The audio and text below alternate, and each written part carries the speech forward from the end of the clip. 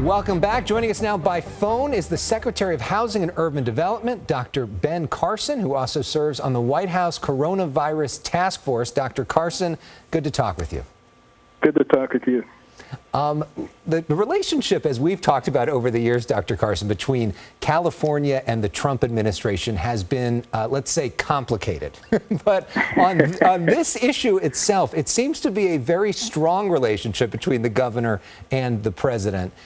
Talk, if you will, about how specifically the federal government is helping California and the nature of that relationship that you're now seeing.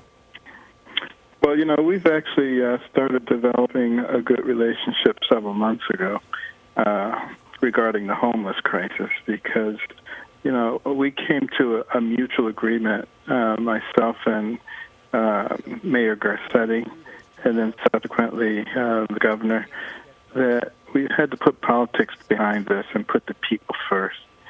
And I think you probably noticed that some of the rhetoric was slowing down significantly several months ago. It's continued to slow down as we've worked together, gotten to know each other, and recognized that, you know, we can't have a country like the United States of America with all these homeless people. And to his credit, Mayor Garcetti has been working very hard to get people off the street, because that's been really something that we've talked about primarily. We were just about ready to sign a memorandum of understanding when the virus hit. But, you know, our goal is really to get all the people off the street, not just temporarily because we have this epidemic going on, but permanently. Dr. Carson, one of the interesting things that has transpired since you very kindly allowed me to tag along with you for breakfast, was that maybe a month ago? It feels like that's 100 years ago now.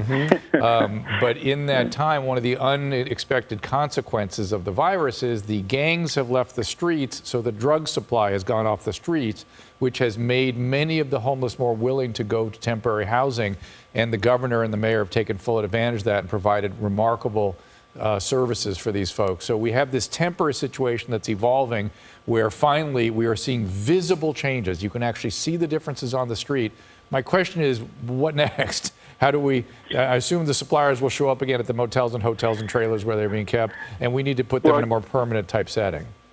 Well, I think it tells us a couple of things. It tells us that these people are salvageable, but it also tells us that we need to concentrate a little bit more on the people who are distributing these drugs. And, you know, the consequences for doing that need to be of such nature that you have to be crazy to want to do it.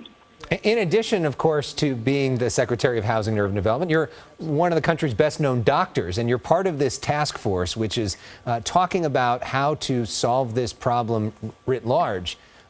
When it comes to some of these novel therapeutics, hydroxychloroquine, other potential options, antibodies, what do you see as an especially exciting thing going forward, and what do you see as maybe being overblown by people right now?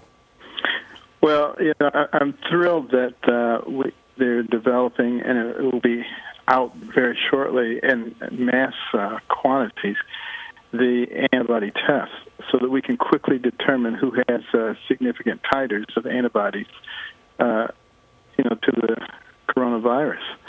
And those are people who probably are safe to go back to work.